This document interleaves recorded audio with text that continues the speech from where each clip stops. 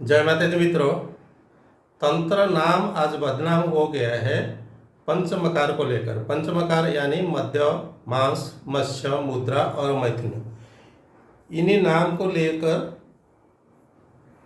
आज तंत्र शास्त्र बदनाम है। यानी शराब पीना, मछली खाना, मांस खाना और सेक्स करना, यहीं तक ही तंत्र शास्त्रों को समझाया गया है, लेकिन हकीकत में कुछ अलग है। अभी जो भी प्रचलन है, जो भी कर्मकांड वैदिक मतलब जो भी प्रक्रिया चल रहा है, सभी तांत्रिक है।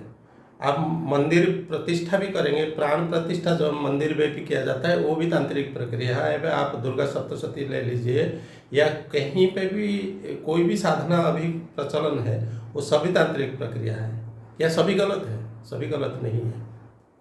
जहाँ बीज मंत्र आया है, बीज मंत्र का कॉन्सेप्ट ही तंत्र है। वेद में वैदिक प्रक्रिया में बीज मंत्र का कॉन्सेप्ट है नहीं। जहाँ भी बीज मंत्र, कोई भी बीज मंत्र, एम क्लीम ह्रीम श्रीम जो भी है, जो भी बीज मंत्र का कॉन्सेप्ट जहाँ भी आया है, वो सब तांत्रिक प्रक्रिया है। क्या सभी तांत्रिक प्रक्रिया में पंचमकार का जो भी मध्यमांश इसका उपयोग होता है? आज इसी चीज़ को क्लियर करेंगे। देखिए, एक प्रक्रिया नहीं है साधना में। साधक का रुचि अनुसार साधना का प्रक्रिया बदलते हैं। साधक का रुचि अनुसार साधना का प्रक्रिया बदलते हैं। सात्विक, राजसिक और तामसिक भेद से साधना को 3 प्रकार से विभक्त किया गया है। समाचार्य मतलब दक्षिणाचार भी बोल सकते हैं, वैदिकाचार भी बोल सकते हैं, और इसको योगाचार भी बोल सकते हैं। ये एक सात्विक प्रक्रिया है। और एक तामसिक प्रक्रिया जो भी होता है, जहाँ पंचमकार आज इट इज जो भी है, पंचमकार का मध्यमांश इत्यादि, ये प्रक्रिया है शास्त्र का विधान से किया जाता है, जहाँ भी प्रक्रिया किया जाता है। लेकिन ये नहीं है कि यही ही करना है। अगर इसका भी अगर नहीं कर पाता है, कहीं पे विधान नहीं कर पाता है, जो भी जहाँ उसका अनुकल्प दिया गया है शास्त्र में, मतलब उसका सब्स्टिट्यूट दिया गया है। मैं डिटेल्स में बताऊंगा। पहले बात करते हैं कि ये जो यौगिक प्रक्रिया है, दक्षिणाचार प्रक्रिया में पंचमकार किसको बोलते हैं?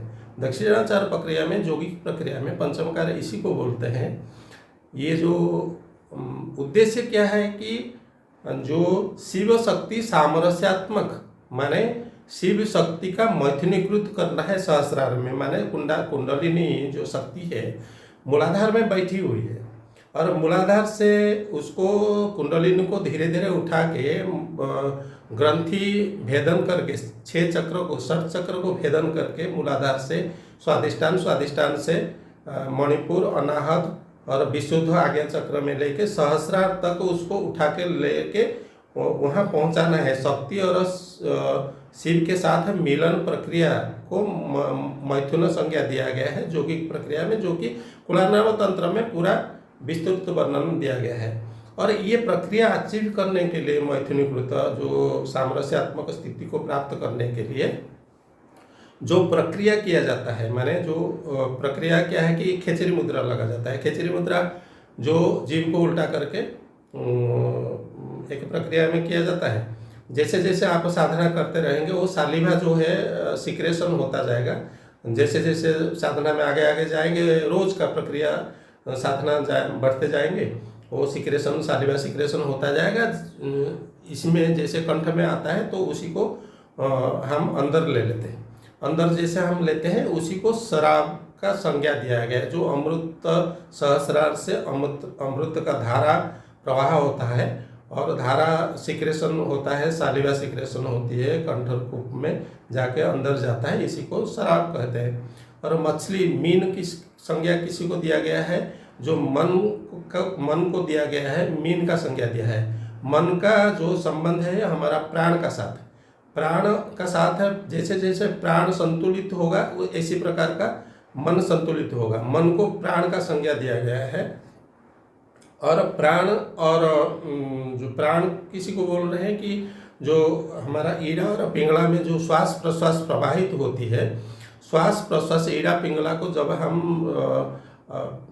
संतुलन बनाते हैं, तो वो प्राण सूक्ष्म प्राण में परिवर्तित होकर प्राण चलने लगता है कुंडलिनी में। तब कुंडलिनी जागृत होकर चलती है, सहस्रार तक पहुंचती है। तब क्या होती है कि मन, जो चंचल मन है वो संयमित होता है। इसी को मीन साधना, मत्स्य साधना बताया गया है योगिक प्रक्रिया में। ये तो हो गया योगिक प्रक्रिया में। इनको कोई पंचमकार से कोई मतलब नहीं है, मैंने ये नहीं है, कोई विधान नहीं है, बाह्य पूजन का कोई विधान नहीं है, मैंने ऋषि छंद न्यास का भी विधान नहीं है। तो क्या है, वो परम स्थिति तक जाना है, मैंने संकल्प को त्याग कर देना है। संकल्प जहाँ नहीं है तो फिर वो क्या है कि उनका लक्ष्य केवल है परम अंतिम लक्ष्य, जो कि अपने को जानना है, अपना परम स्थिति को प्राप्त होना है। वह संकल्प नहीं है। लेकिन जहाँ संकल्प है, अपना कामना वासना पूर्ति करने की जहाँ बात होती है, तो वहाँ जो प्रक्रिया है वो प्रक्रिया को प्रक्रिया हिसाब से करना है। आप संकल्प यहाँ संकल्प नहीं है। यह संकल्प जो है वो अपना अंतिम स्थिति तक प्राप्त करना है। लेकिन आप जब कोई प्रक्रिया कर रहे हैं कि उनको आप प्राप्त करना है, किसी को आप सिद्धि करना है, तो उनका जो भी शास्त्र में विधान है उसी प्रक्रिया से करना होता है। तो क्या है कि जो कुछ साधना ऐसे है, कुछ देवियाँ ऐसे है, आप पंचमकार की साधना से जल्दी फलीभूत होती है, माने सिद्धि प्राप्त होती है। ऐसे नहीं है कि आप दक्षिणाचार से कर सकते हैं, लेकिन कर सकते हैं, सिद्धि प्राप्त वाम मार्ग में होंगे, क्योंकि वहाँ का प्रक्रिया वही है, शास्त्र सम्मत है, प्रक्रिया है।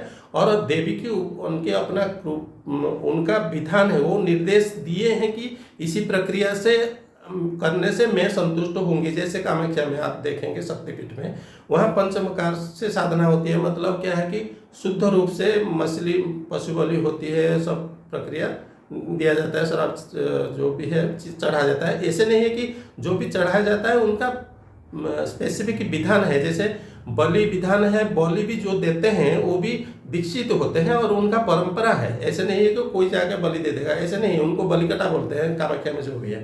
तो उनको केला का पत्ता ऊपर उनको पशु को किया जाता है, माला पहना जाता है, पशु का भी शोधन किया जाता है, पशु का उत्थान के लिए पूजन किया जाता है, 2-3 घंटा लगता है, पशु का संस्कार किया जाता है, शराब को भी संस्कार किया जाता है और संस्कार करके फिर उनको चढ़ाया जाता है। ऐसे नहीं है कि भाई ला के वो डायरेक्ट चढ़ा दिया, वो ऐसे नहीं होता है, वो तो फिर वो भोग हो जाता है। और जैसे मैथुनी कृत्य भी किया जाता है, साबुत जो भी मेन पूजक है उनको जैसे प्रक्रिया से करते हैं, जो स्नान इत्यादि जो भी प्रक्रिया करते हैं, वो भी बहुत गुप्त रूप से वो करते हैं। तो वो प्रक्रिया मतलब उनका वृत्ति कहाँ टिका हुआ है, वो सेवा भाव से टिका है, विधि के लिए कर रहे हैं। और जो भी पशु बलि दिया जाता है, पशु का भी उत्थान होती है, पशु उसी विधान से वो करते हैं, प्रक्रिया से करते हैं। शास्त्र में जो विधान दिया गया है, जैसे एक प्रसंग आता है आपका जो रुद्र जामल तंत्र में आप देखेंगे, सप्तदश पटल में आप देखेंगे, सप्तदश पटल में देखेंगे तो एक वशिष्ठ जी माता तारा जी का साधना सिद्धि करना चाहेंगे, तो उनके पिताजी ब्रह्मा जी से उपदेश लेके, मंत्र दीक्षा लेके, विधान से वैदिकाचार पद्धति से साधना की। 1000 सालों तक तपस्या करने के बाद भी जब साधना प्राप्त नहीं हुआ, तो फिर दोबारा ब्रह्मा जी के पास आए, फिर वो दोबारा एक प्रक्रिया बताए, उसमें प्राप्त नहीं हुआ। फिर वो माता तारा जी को शाप दे दिया, अभी शाप दे दिए, शापित कर दिए, शापित किए तो माता तारा जी प्रकट होकर बताया कि नहीं, मैं ये वैदिक मार्ग से सिद्ध होने वाली देवी नहीं हूँ। मेरा जो प्रक्रिया है वो आप चीन देश जाओ और चीनाचार मतलब वामाचार पद्धति से वहाँ से प्रक्रिया लाओ और उसी प्रक्रिया से आप साधना करोगे तो मैं मैं प्रसन्न होंगी और मैं आपको सिद्धि दूंगी। तो फिर वशिष्ठ जी चाइना देश के, वो प्रसंग आता है जैसे वहाँ बुद्ध रूप विष्णु बैठे थे, विष्णु रूप में भगवान बुद्ध बैठे थे। ये जो लौकिक, ये बुद्ध नहीं है, गौतम बुद्ध नहीं, बुद्ध एक अवतार है, वो बैठे थे। तो सो प्रक्रिया है, उनसे फिर उपदेश ला के वो जो है चाइनाचार पद्धति से, जो वामाचार पद्धति से वो तपस्या करके माता तारा जी को प्रसन्न करके वो सिद्धि प्राप्त किए, दर्शन प्राप्त किए। तो वहीं से वो जो प्रक्रिया चल रहा है, तो तारा जी का, माता तारा जी का जो साधना है वो वामाचार पद्धति से होती है। ऐसे कुछ तांत्रिक प्रक्रिया जो भी कुछ देवियाँ हैं वहाँ अनिवार्यता होती है, विधि के लिए ही वहाँ वो पंचमकार का जो विधि के लिए किया जाता है, माने जहाँ जो विधान दिया गया है शास्त्र, जैसे माता तारा बताई है, माता तारा जी बताई है कि मेरे को प्रसन्न करना है तो ये प्रक्रिया से आपको करना साधना है, ये प्रक्रिया से साधना करने से मैं प्रसन्न होंगी और आपको जो भी सिद्धि है सिद्धि दूंगी। तो यहाँ हमारा माँ इस हिसाब से नहीं है, क्योंकि वो पंचकृत्यकारी है, सृष्टि भी करते हैं, संहार भी करते हैं, पालन भी करते हैं, अनुग्रह निग्रह पंचकृत्यकारी है। ये हमारा लौकिक माँ जैसे नहीं है, पंच महाविद्या परा महाविद्या है, पराविद्या है, महाविद्या है। तो इनका साधना ऐसे लौकिक हिसाब से आप नहीं कर सकते, वो अपना विधान दिए हैं और विधान से आपको करना है अगर सिद्धि लेना है, नहीं तो आप उनका अनुकल्प ले सकते हैं। वो जिस प्रक्रिया से जैसे करना है वो उसी प्रक्रिया से करना है। कि हमको क्या अच्छा लगता है नहीं अच्छा लगता है वो कोई मैटर नहीं रखता है, क्योंकि आपको जो साधना जिस प्रक्रिया से करना है वहाँ करना है। जैसे आप देख लीजिए यहाँ जगन्नाथ मंदिर में भी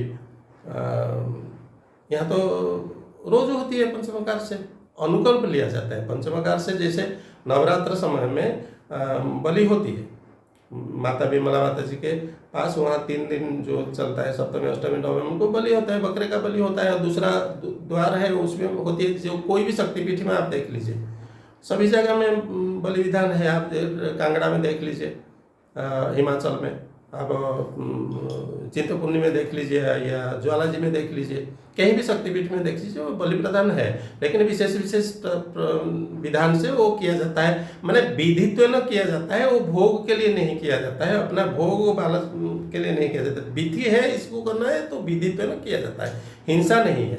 जो भी बलि दिया जाता है, पशु को बलि दिया जाता है, वो उनका लक्षण है और सब बहुत सारी प्रक्रिया है। अच्छा, ये तो हो गया वामाचार पद्धति से जो विधि से करना चाहिए, जो सिद्धि जिस देवी का आप उपासना कर रहे हैं उनका जो विधान है वो विधान से आपको करना है। लेकिन जो नहीं कर सकते हैं, मान लीजिए कोई साधना करना चाहता है लेकिन वो असमर्थ है, मतलब वो बलि विधान इत्यादि नहीं कर सकता है, उन्हीं के लिए परशुराम कल्पसूत्र में दिया गया है कि जैसे विधान दिया गया है, क्या दिया है, विधान दिया गया है उनका अनुकल्प। अनुकल्प क्या है कि उसमें भी पंचमकार का अनुकल्प लिया जाता है। जैसे शराब क्या है कि कांसे का बर्तन में आप नारियल का जल रख दीजिए तो उनको शराब का मान्यता दिया गया है। जैसे दूध आप तांबे का बर्तन में रख दीजिए तो वो हो गया आपका शराब हो गया। तो इसी प्रकार आप गुड़ और मट्ठा को मिला देते हो, शराब हो गया। और मालपुआ मांस हो गया, और मछली का आकृति का कुछ तला हुआ चीज़ आटा इत्यादि में कुछ मिला के करते हैं तो वो मत्स्य हो गया। और नींबू का बलि देते हैं, नहीं तो नारियल का बलि देते हैं, पेठा का बलि देते हैं तो बलि प्रदान हो गया। मैथुनी कृत्य करने के लिए वो करवेली का फूल और जो अपराजित का फूल को दोनों को मिला के दोनों को जोड़ा बनाते हैं और शिव शक्ति सामरस्यात्मक संकेतात्मक करते हैं। देखिए कोई भी प्रक्रिया किया जाता है, वहाँ भी बलि विधान में भी कोई भी प्रक्रिया प्रक्रिया है, प्रक्रिया प्रधान है, माने वो मंत्र से संस्कारित किया जाता है। जहाँ भी शराब का भी जहाँ प्रक्रिया आता है, शराब चढ़ाना है तो शराब को संस्कार किया जाता है, माने मद्य का संस्कार किया जाता है, पात्र में लेके इसमें ऐसे करके उसमें सब प्रक्रिया है वो किया जाता है। और बलि में भी जो भी पशु को उसका भी संस्कार किया जाता है। और ऐसे वो मंत्र भी समान प्राय रहते हैं और उसी का अनुकल्प जो लेते हैं इसी में जो प्रक्रिया में जो वो नहीं कर पाते हैं तो सभी समय में वो संभव भी नहीं होता, नहीं हो पाता है। तो वो अनुकल्प जैसे आप श्री विद्या साधना में भी देख लीजिए, बगलाम की साधना में भी देख लीजिए, उसमें अनुकल्प लिया जाता है।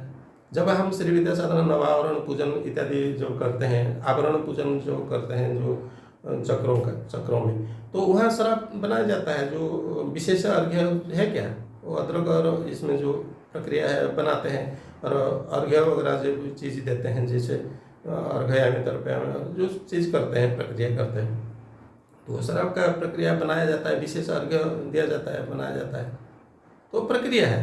तो इसलिए देखिए इसमें घबराने की कोई बात नहीं है। जो आपको जिसमें आपको सामर्थ्य नहीं है उसका अनुकल्प ले लीजिए। योगिक प्रक्रिया में तो कोई संकल्प ही नहीं है, तो वो लोग को उनको चिंता करने की कोई ज़रूरत नहीं है।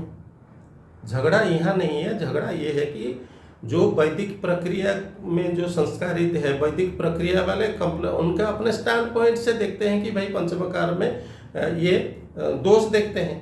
पंचमकार जो करने वाले लोग हैं, वामाचार पद्धति वाले जो लोग हैं, वो देखते हैं कि दक्षिणाचार पद्धति में वो उनका प्रक्रिया है, वो बोलते हैं कि भाई ये क्या कर रहे हैं, और दक्षिणाचार वाले बोलते हैं कि भाई ये क्या कर रहे हैं। और समयाचारी जो मिश्राचारी हैं, जो मिश्र मार्ग में देखते हैं कि भाई हम तो ना इधर है ना उधर है, तो अनुकल्प लेते हैं। एक्चुअली वो तो बीच में सब मिलाया गया है, घोटाला किया गया है, क्योंकि एक्चुअली ऐसे बहुत लंबा सारे विषय है। तो ठीक है, आज के लिए इतना ही।